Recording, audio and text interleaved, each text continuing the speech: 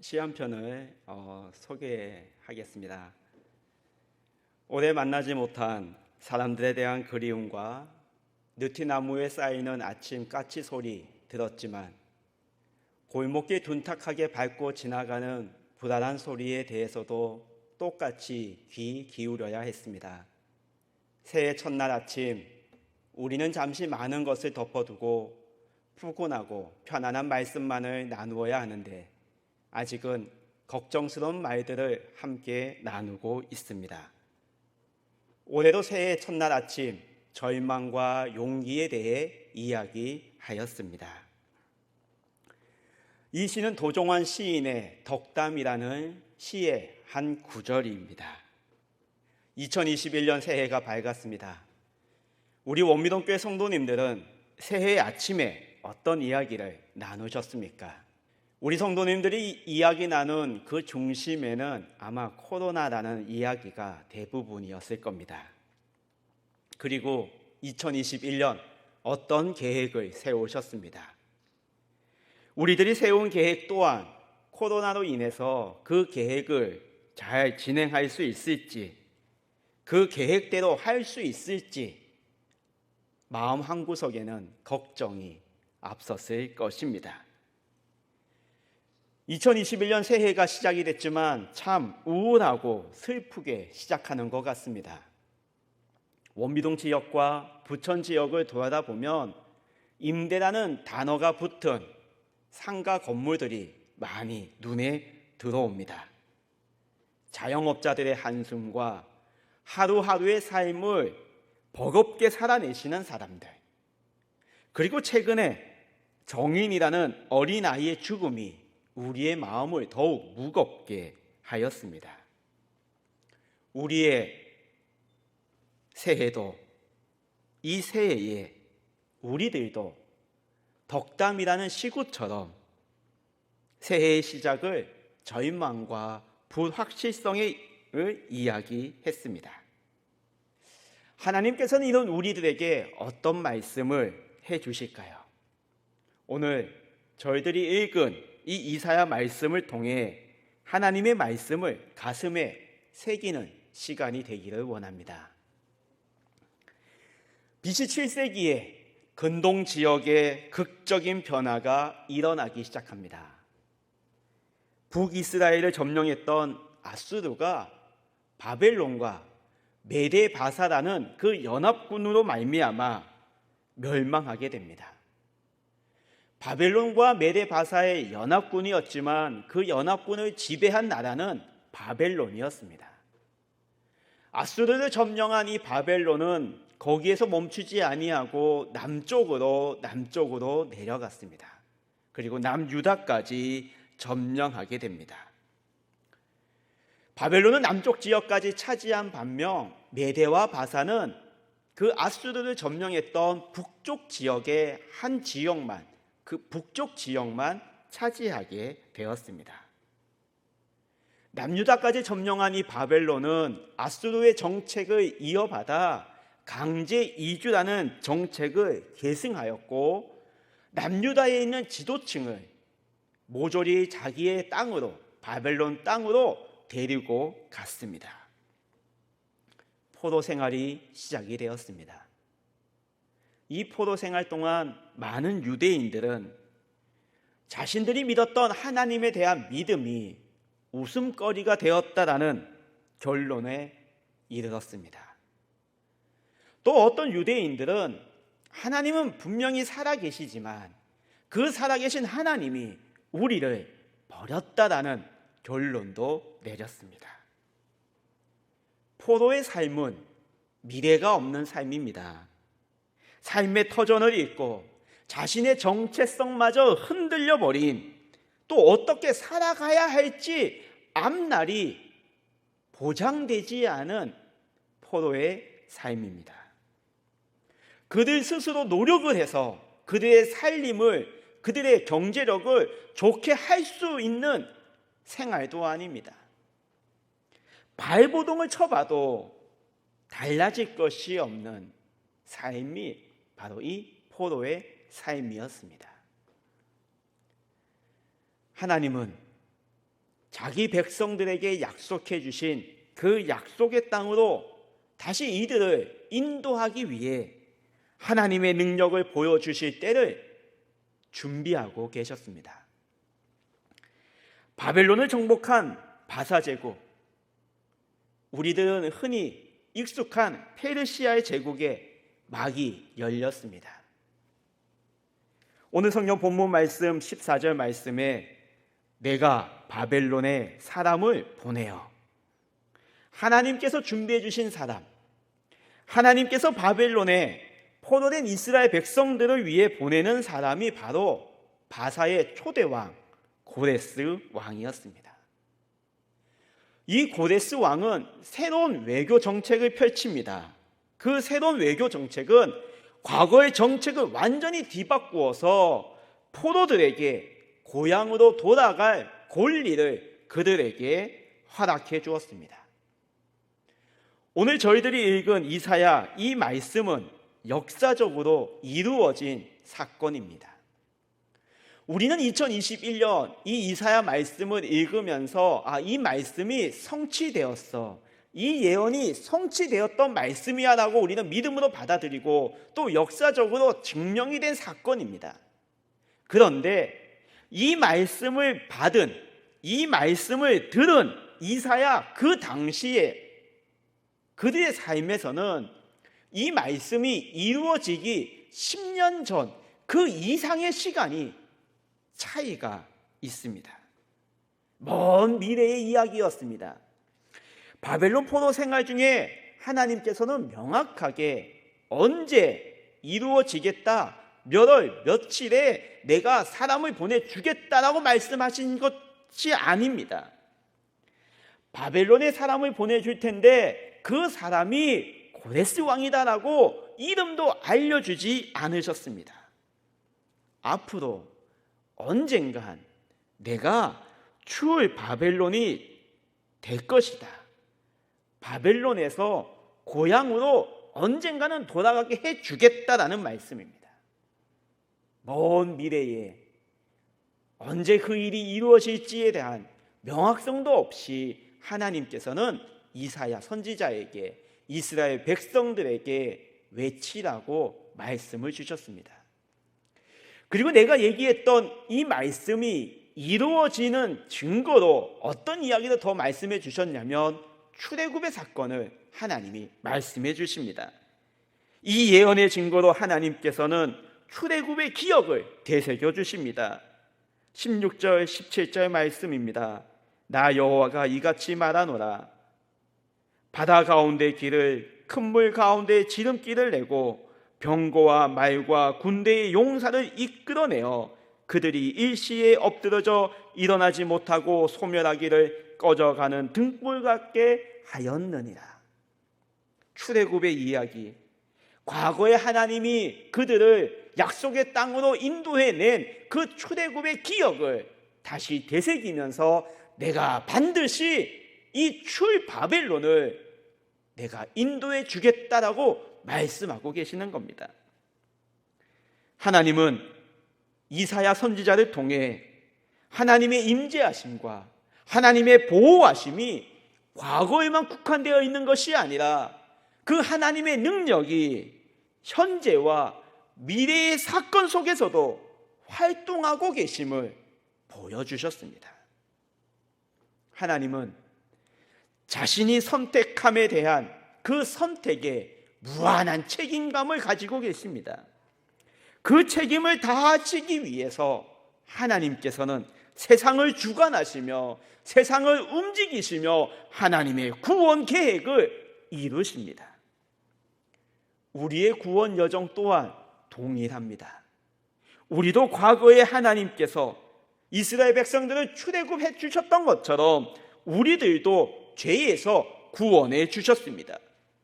그리고 불안과 불확실한 미래로 나아가는 오늘의 삶 속에서도 하나님은 우리를 위한 우리의 구원 계획을 이루시기 위해 세상을 주관하시고 우리의 환경을 바꾸어 주시며 하나님의 구원 계획을 지금 이 시간에도 준비하고 계신다는 겁니다. 이스라엘 백성들이 출애굽 사건을 통해 과거에 하나님이 우리를 이렇게 인도해 주셨지, 애굽에서의 종살이를 살았던 우리의 선조들을 약속의 땅으로 인도해 주셨지라는 그 출애굽 사건을 회상하며 그들의 마음에 큰 위로를 받을 그 시점에 하나님께서는 이스라엘 백성들에게 다음과 같이 말씀하고 계십니다. 18절 말씀입니다. 너희는 이전 일을 기억하지 말며 옛날 일을 생각하지 말라. 과거 출애굽 사건을 기억하지 말라고 말씀하십니다. 옛날 일을 생각하지 말라고 명령하고 계십니다. 이사야 다른 말씀에서는 이사야 46장 9절에서는 너희는 옛적 일을 기억하라라고까지 말씀하시는데, 이 본문에서는 기억하지 말아라, 생각하지 말아라고 말씀하십니다. 이 말씀을 우리는 어떻게 받아들여야 할까요? 이 말씀에 대해서 너희는 예전 것을 기억하지 말고 옛날 일을 생각하지 말라라는 이 말씀에 대한 여러 가지 해석이 있습니다. 그러나 이스라엘 백성들의 삶의 자리를 바라보면 이 말씀이 어떤 말씀인지 우리는 깨닫게 됩니다. 이스라엘 백성들은 포로 생활 중에 있습니다. 바벨론이라는 타국에서 그들의 신앙을 지켜야 할 상황이었습니다. 이스라엘 백성들은 명절 때만 되면 예루살렘에 모입니다. 중앙 성소 사상이 있었습니다. 전국 각지에 흩어졌던 이스라엘 백성들이 6월절에 절기가 되면 예루살렘으로 모입니다. 바로 장소 중심의 종교였습니다. 그런데 예루살렘 성전이 무너지고 타국에서 포로 생활을 하게 되자 이 장소 중심의 종교가 무너졌습니다. 포로 생활 속에 하루에 3번 기도하는 다니엘의 그 신앙의 모습을 통해서 장소 중심의 종교가 시간 중심의 종교로 바뀌었습니다. 포로로 돌아가는 그들의 땅으로 돌아갈 때에 에스라 선지자가 이스라엘 백성들에게 하나님의 경전의 말씀, 율법의 말씀을 낭독할 때에 이스라엘 백성들은 그 자리에서 아멘, 아멘 하며 하나님의 말씀을 믿겠습니다라고 고백했습니다. 성전 중심의 종교가 경전 중심의 종교로 완전히 바뀌게 되었다는 겁니다. 그래서 여기서 기억하지 마라, 옛날 일을 생각하지 말라라는 이 말씀은 과거 이스라엘 백성들에게 그들이 보여주었던, 그들에게 행해졌던 하나님의 인도하심과 하나님의 능력을 기억하지 말아라가 아니라 과거에 그들이 하나님 앞에 나아갔던 그들의 신앙의 모습을, 종교적인 형식을 기억하지 말고 오늘 이 시간부터 새롭게 임하는 그 하나님을 향한 믿음의 모습으로 성장하라는 말씀입니다. 476년입니다. 서로마 제국을 통치하던 마지막 황제가 더 이상 황제로서의 역할을 감당할 수 없어서 왕자를 포기하면서 제국의 절반이었던 서쪽 진영이 완전히 몰락하고 있었습니다. 도시 인구는 감소했습니다. 점점 그 서로마 제국의 지역은 황폐화되고 누군가가 통치할 수 없는 지역이 되니 다른 곳으로 시민들이 떠나가기 시작합니다. 도시 인구는 감소합니다. 도시 인구가 감소하니 농업의 생산력도 떨어집니다. 도시에 인구가 없다 보니 무역로가 끊기게 됩니다. 무역로가 끊기게 되고 농업의 생산력이 떨어지니 경제는 쇠퇴해지기 시작했습니다. 그리하여 서유럽 역사에서 암흑시대로 알려진 시기가 시작되었습니다. 476년에서 시작된 이 암흑시대가 800년 사르마뉴 대제가 신성 로마 제국의 황제로 즉위했기 때까지 암흑기였습니다. 수백 년 동안 지속되었습니다. 수백 년 동안 지속되었던 이 암흑시대로 서방은 중대한 위기에 빠지게 되었습니다. 서방이 무너지기 시작했습니다. 서방이 와해되는 듯 보이는 세상이었습니다. 그러나 그 세상 속에서 한 줄기 빛이 비춰지기 시작했습니다. 경제는 쇠퇴해졌고 도시의 인구는 감소해졌고 먹고 사는 문제가 없어지는 그 400년 넘는 그 암흑시대에 그곳에서 하나의 빛이 등장했습니다. 하나님을 추구하며 새롭게 일어나기를 시작하였습니다. 그것이 바로 수도원 운동이었습니다. 그 수도원 중에 대표적이었던 수도원이 베네딕투스 수도원이었습니다. 베네딕투스 수도원의 규칙은 엄격하면서도 균형이 맞추어져 있어서 오늘날까지 전 세계에서 이 규칙을 사용하고 있습니다. 이 수도원의 규칙의 뿌리는 말씀이었습니다. 성경이었습니다. 성경에서 규칙을 만들었습니다. 그리고 이 규칙에선 기도하라라고 명령하고 있는데 이 기도의 주요 수단이 성무일도입니다. 성무일도는 시편의 말씀을 봉독하고 시편으로 찬송을 하고 다시 기도하고 다시 말씀을 낭독하는 것으로 구성되어 있고 하루에 4번 규칙적으로 이 성무일도를 되풀이하였습니다. 이 기도의 목적이 무엇이었냐? 바로 그리스도의 공동체의 거룩성을 위하여 기도했습니다. 나 자신을 위한 기도가 아니라 내가 살아가고 있는 이 공동체가 거룩하게 되게 해 주십시오라는 여기에 목적이 있었습니다. 수도자들은 매일매일 기도하기 위해 기도실에 모였습니다. 암흑시대에 그들이 찾았던 돌파구는 말씀과 기도였습니다. 말씀과 기도의 행위를 통해 암흑시대의 그 긴 터널을 이겨냈습니다. 전 세계적으로 코로나가 기승을 부리고 있습니다. 뭔가 좀 좋아지겠거니 하면 변종 바이러스가 나왔습니다라고 우리는 그러한 뉴스를 접하게 됩니다. 끝이 보이지 않습니다. 우리들만 힘든 것이 아니라 이 우주 전체에 살고 있는 모든 사람들이 이 코로나로 인해 힘들어하고 있습니다. 코로나, 우리들이 바꿀 수 없습니다. 우리들이 통제할 수도 없습니다. 하나님께서는 코로나로 세상을 움직이시며 우리들의 신앙의 모습을 만져주시고 고쳐주시는 줄 믿습니다. 많은 사람들은 이 코로나가 재앙이다, 심판이다라고 얘기하지만 다른 한편으로는 이 코로나로 말미암아 하나님이 다시 한번 우리에게 한국 교회에 우리 원미동 교회에 기회를 주신 조류의 기회라고 생각되어집니다. 이 시간을 정해놓고 이 코로나라는 시간을 속에서 우리 원미동 교회 성도님들도 신앙의 모습이 많이 바뀌어 가고 있는 것 같습니다. 시간을 정해놓고 하나님께 기도하시는 성도님들이 계십니다. 우리 원미동 교회도 정오의 기도 12시가 되면 각자의 삶의 자리에서 그 위치에서 하나님께 기도하는 정오의 기도가 있습니다.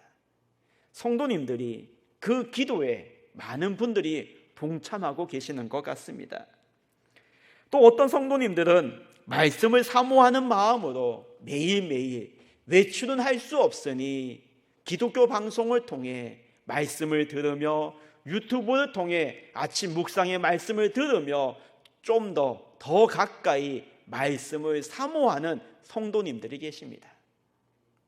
말씀을 묵상할 수도 있고 말씀을 귀로 들으면서 하루의 삶을 대부분 말씀과 함께 동행하는 성도님들이 많아지고 있는 것 같습니다. 여기서 멈추는 것이 아니라 나의 수고와 나의 힘듦을 믿음으로 이겨내야지라는 마음으로 성경을 필사하시는 성도님들도 계십니다. 성전 중심에서 기도 중심으로, 성경 중심에서 말씀 중심으로 우리의 신앙을 성장시켜 주시는 줄 믿습니다. 어디로 가야 할지 앞이 보이지 않는 암흑 같은 이 시간 속에서 말씀과 기도로 우리의 공동체를 더욱더 거룩하게 만들어가는 우리 원미동교회 성도님들이 다 같이 됩시다. 기억하지 말라라고 말씀하신 하나님께서는 거기서 말씀이 끝나는 것이 아니라 다시 한번 이스라엘 백성들에게 새로운 말씀을 전하고 계십니다. 19절 말씀에 보라 내가 새 일을 행하리니 이제 나타낼 것이라 너희가 그것을 알지 못하겠느냐. 내가 새 일을 행하리라. 우리의 신앙의 형태가 성전 중심에서 기도 중심으로 말씀 중심으로 바뀌었기 때문에 하나님께서 이제 새 일을 행하시는구나, 이것이 아닙니다. 하나님께서 나타내실 이 새 일이 무엇입니까? 19절 말씀을 읽어보면 이 말씀과 비슷한 말씀에 우리가 읽은 것처럼 느껴지는 말씀이 있습니다. 보라 내가 새 일을 행하리니 이제 나타낼 것이라 너희가 그것을 알지 못하겠느냐.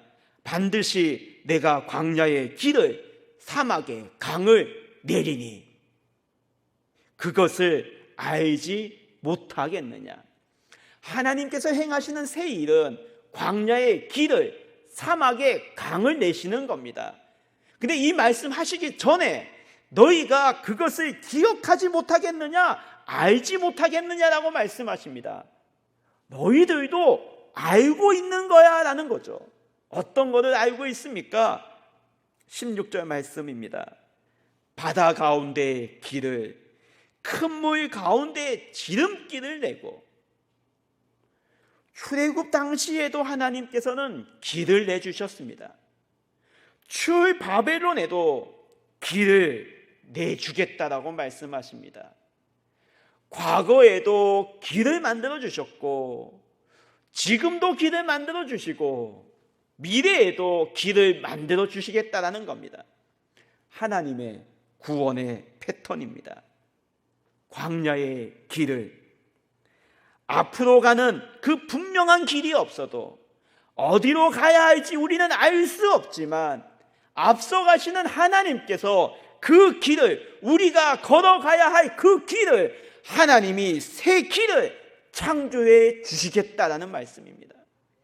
사막의 강을 자연적으로 구출해 주거나 뭔가 그 사막에서 원기를 회복해 주는 곳이 없는 곳에서도, 그 사막 가운데에서도 내가 강을 내주겠다.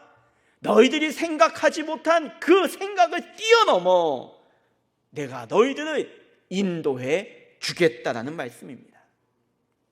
어제나 오늘이나 우리의 모습이 어떠하든, 우리의 신앙의 모습이 어떠하든 하나님께서는 길을 만드셔서 우리들을 인도해 주신다는 겁니다. 바로 우리가 믿고 있는 하나님이십니다. 내가 새 일을 행하리니 광야의 길을, 사막의 강을 내리라. 이것이 끝이 아닙니다. 새 일의 열매가 있습니다. 그 열매가 20절 말씀입니다.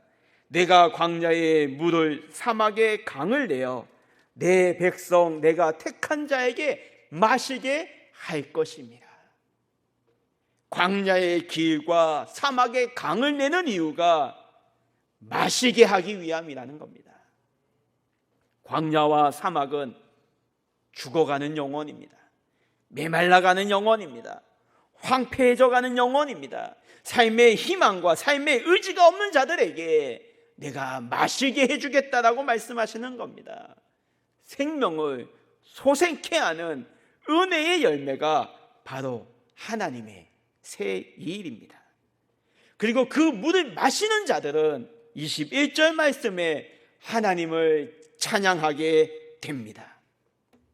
하나님의 은혜를 맛본 자들은, 죽어가는 영혼이 살아나는 은혜를 입은 자들은, 하나님의 인도하심을 눈으로 목도한 자들은 하나님을 찬양하는 자리로 나아가게 됩니다.